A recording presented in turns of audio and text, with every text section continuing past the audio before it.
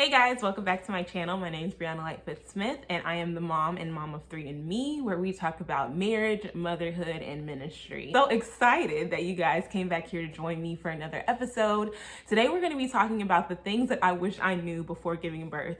So as the title indicates, I am a mom of three boys, and I feel like with every birth, I've learned something new, and so I'm going to share some of the things that I wish I knew before giving birth with you.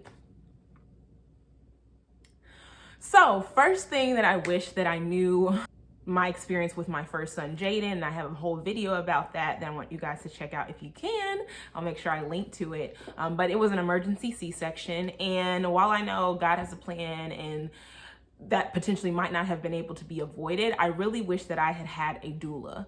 So I had planned on going natural whenever I gave birth. That was my plan. We had gone through the Lamaze classes. We had this birth plan and checklist, and I tell people I knew things were going left when I was about to try and get out of my bed, and the nurse told me, oh, well, you're not going to be able to walk around. I was like, well, that was the whole way I was going to get through this. So that threw me. And I feel like if I had had a doula in the room, she could have advocated for me more and also helped me to advocate for myself more, because since it was my first time giving birth, I was just like, okay, I'm not really sure how this whole training tells me that I'm not going to be able to, how this whole training says I can walk around, and then you're telling me I'm not going to be able to walk around. Somebody is lying, basically.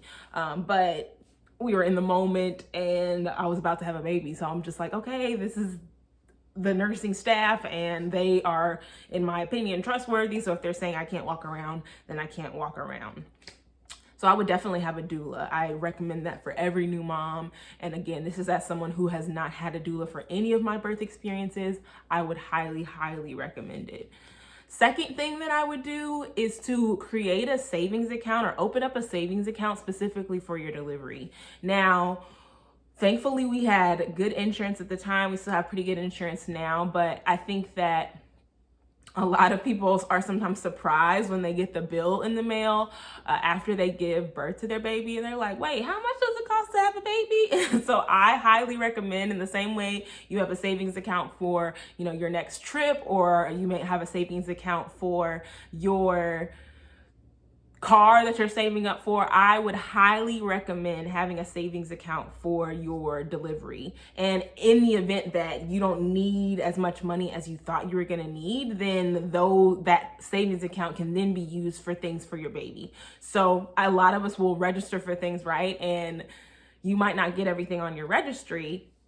But if you have created this savings account, let's say it costs you $1,500 after your insurance to have your baby, and let's say you saved up $3,000. Okay, well, you put that $1,500 towards your hospital bill, and then the rest of that $1,500 can be used to buy the things that you didn't get. So maybe it was one of those, it's like a Keurig, I can't remember what it's called, but it's like a Keurig for baby formula, which I think is really amazing and extremely smart. And you can just be getting things throughout your time with your baby, because sometimes you will register for a bunch of stuff and then realize, okay, we registered for all of this, but I didn't even think about this stroller that we were going to need, or I didn't think about having the baby carrier that I can strap to me. So if you already have that savings account, I think it's a great way for you to be able to reallocate those funds. And in the event that it does cost you the full amount that you saved up for, it's not going to hurt you as much because you've already saved up for it. So those would be that would be my second tip.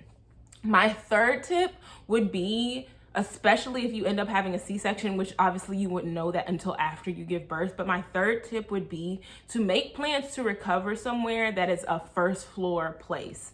Now you might be like, okay, well sis, I live in a 2-story. If at all possible, this might be the time to start looking at potentially staying with a family member, even if it's just for a few weeks. And I recommend this because I found out, again, y'all, mom of three, but I just found out this year that because I had a cesarean with all of my boys, I really shouldn't have been up and down the stairs as much as I was, especially after Jonathan. I lived with my parents, and they have a 2-story home, and I was up and down the stairs all the time, not realizing that I was probably slowing down my recovery because I was just moving too much. So if it's at all possible for you to potentially stay with family members for a few weeks, maybe you can even house hop a little bit if you're comfortable doing that with your baby. I would recommend doing that because the strain that it puts on your body going up and down the stairs is really a lot. And I experienced that the most after my third son. And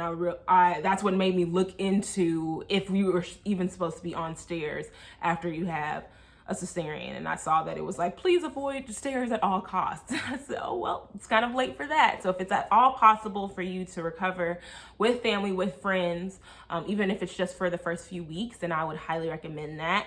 And then that brings me to my fourth tip, which is to hire a postpartum doula. So I talked about having that savings account and talking about it being for your delivery. Again, if you don't use it on your delivery, that you can use it for specific things on your registry that you may not have gotten or things that you may have forgotten to put on there. And I think that creating a whole separate savings for your postpartum doula could work, or you could combine those savings accounts and just decide, hey, this is going to be our postpartum savings account. So this is going to go for the delivery costs. This is going to go for the items on our registry that we didn't get. And many people might not know this, but you can actually get a discount on the items on your registry. At least for Target, you can get a discount on the items on your registry if people didn't purchase them for you. So I think it's like 15% off of everything that you register for. So that's the second thing, is that you can use those gifts, use that money for those gifts that you didn't get. And then third would be to hire a postpartum doula. My husband's mom, my mother-in-law, came into town after I had my third son, Joshua. She came and stayed with us for a month, and having her there, I was like, bruh, I should have had a postpartum doula for every one of my children, because that's pretty much what she was doing. She was making sure my two older sons had meals prepped. She was taking them out of the house for me so that I could rest. She was making sure that even I had enough food. Like, she was cooking for me pretty much every single day. And so that was amazing. And I know that that is one of the services that postpartum doulas offer. So I would highly recommend getting a postpartum doula if you can. Then the last thing that I would say is to already start making plans for your fun things after your postpartum. So even if it's a month out after you have your baby, I would recommend scheduling a date night for you and your boo, or scheduling a friend date with you and your friends for y'all just to go out and for you to feel like a human again. Because especially in those first few weeks when you're a new mom, a lot of times you're smelling like milk, especially if you're breastfeeding, you're covered in spit up. It's just good to get cute sometimes, sis. So I would highly recommend having a postpartum date situation for either you and your friends, you and your spouse, you and your partner, whatever the case may be.